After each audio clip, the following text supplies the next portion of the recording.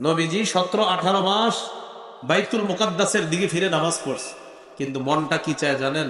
মনটা চায় কাবার দিকে ফিরে নামাজ পড়তে। নবীজির আল্লাহরে বলতে পারে না, খালি আকাশের দিকে এভাবে তাকায় আর মনে মনে হলো, ইস আল্লাহ যদি কেবলাটা আবার কাবার দিকে করে দিতেন, কিন্তু মুখে বলে না। আল্লাহ তাআলা আয়াত নাজিল করে দিলেন, قد نرى تقلب وجهك في السماء। নবী আপনি বারবার আকাশের দিকে মাথা এইভাবে উঠা আর নামা করেন কেন? আমি জানি। আপনি এটা কেন করেন আমি কিন্তু জানি। ফালানুওয়াল্লিয়ান্নাকা কিবলাতান তারদাহা, অচিরে আমি আপনাকে ওই কিবলাটা, ওই কাবার দিকে আপনাকে করে দিব। আমি আপনাকে ফিরিয়ে দিব ওই কিবলার দিকে, যে কিবলাটা আপনার পছন্দ, অর্থাৎ আপনার পছন্দ অনুযায়ী কিবলা আবার কাবার দিকে করে দিব। 4 রাকাত ওয়ালা নামাজে নবীজি দাঁড়াইছে কোন দিকে ফিরে? বাইতুল মুকাদ্দাসের দিকে ফিরে।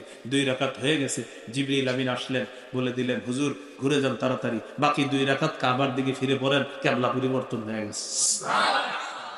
এই জন্য ওই মসজিদটাকে বলা হয় মসজিদু জিল কিবলাতাইন, 2 কিবলার মসজিদ, অর্থাৎ এক নামাজ 2 কিবলার দিকে ফিরে পড়েছিলেন। তো আমাদের নবী খালি আকাশের দিকে তাকায় আর মনে মনে চায় আর কি, কিবলাটা যদি কাবার দিকে হতো। আল্লাহ বলেন, হাবিব আপনি যে এইভাবে খালি মাথা উঠান, আমি কিন্তু জানি আপনি কেন উঠান। ঠিক আছে, আপনার পছন্দ অনুযায়ী আবার আমি কিবলা কাবার দিকে করি।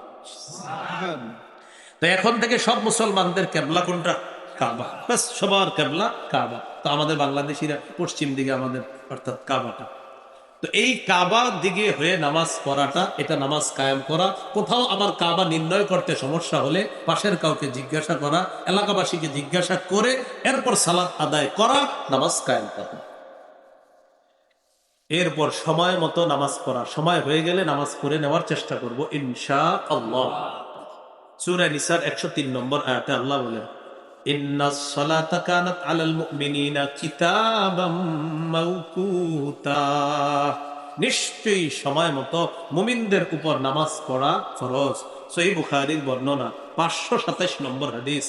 সাহাবী আব্দুল্লাহ ইবনে মাসউদ রাদিয়াল্লাহু তাআলা রাসূলুল্লাহ সাল্লাল্লাহু আলাইহি সাল্লামকে জিজ্ঞাসা করলেন, আইয়ুল আমালি আহাব্বু ইলাল্লাহ, হুজুর আল্লাহর কাছে সবচেয়ে পছন্দনীয় আমল কোনটি? নবীজি বললেন, আসসালাতু আলা ওয়াক্তিহা, সময় মতো নামাজ পড়া। তাহলে প্রশ্নটা আমি করি, জবাবটা আপনারা দেন। আল্লাহর কাছে সবচেয়ে পছন্দনীয় আমল কোনটি?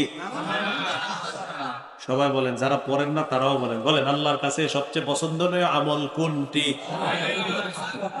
পড়বো ইনশাআল্লাহ।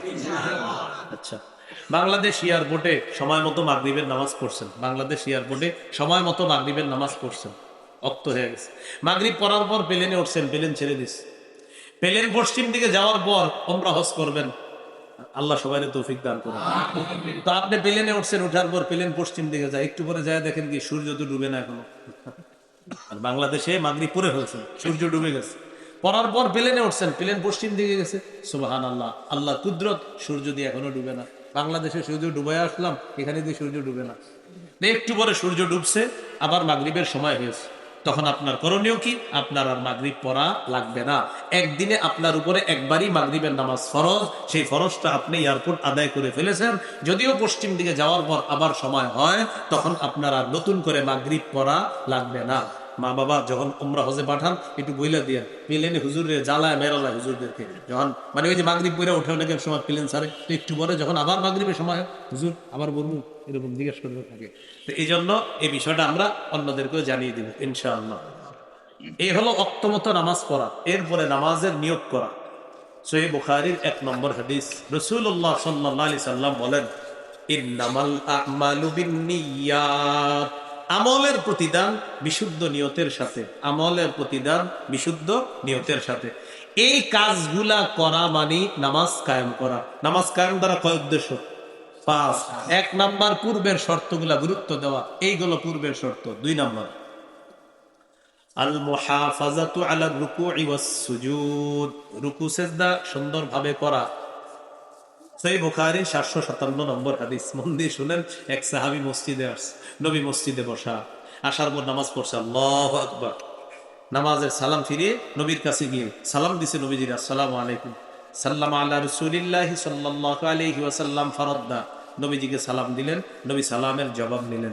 জবাব নেওয়ার পর বললেন, ইরজি ফাসাল্লি ফাইন্নাকা লাম তুসাল্লি, যাও আবার নামাজ পড়ো, তুমি নামাজ পড়ো নাই। ফারাজা ইউসাল্লি কামা কানা সাল্লা, তিনি ফিরে গেলেন, আবার নামাজ পড়লেন, আগে যেইভাবে পড়ছে ওইভাবেই পড়লেন। আবার তিনি নামাজ পড়ার পর আল্লাহ নবীর কাছে আসলেন, আসার পর সালাম দিলেন। নবী সালামের জবাব দিয়ে বললেন ইরজি ফাসাল্লি ফাইন্নাকা লাম তুসাল্লি, যাও আবার নামাজ পড়ো, তুমি নামাজ পড়ো নাই। আবার তিনি নামাজ পড়লেন, সালাম ফিরিয়ে আল্লাহ নবীকে সালাম দিলেন। নবী সালামের জবাব নিয়ে আবার বললেন যাও আবার নামাজ পড়ো, তুমি নামাজ পড়ো নাই।